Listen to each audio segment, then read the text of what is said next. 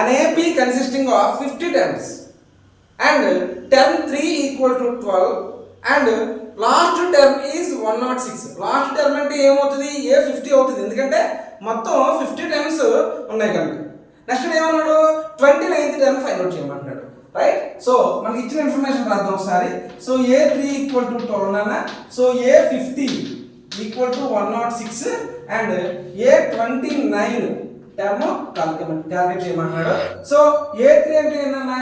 A plus 2D equal to 12 అన్న. So ఇదేనా? A plus 49D equal to 106. So దీంట్లో నుంచి సబ్ట్రాక్ట్ చేద్దాం. A plus 49D equal to 106, A plus 2D equal to 12. So subtract చేస్తే కింద symbols మార్చాలి. Minus A plus A, 49 నుంచి 2 తీస్తే 47D equal to 106 minus 12 94. So 47 1s 47 2s, D equal to ఎంత నాన్న? 2 నాన్న.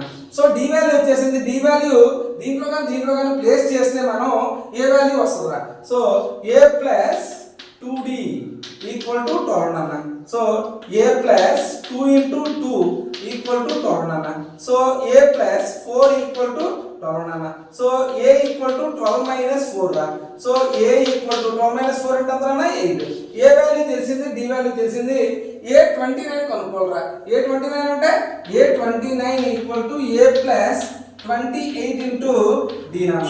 సో A వాల్యూ ఎంతరా? 8 ప్లస్ 28 ఇంటూ 2 నాన్న.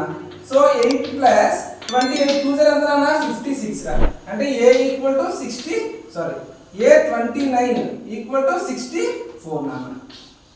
ఓకేనా?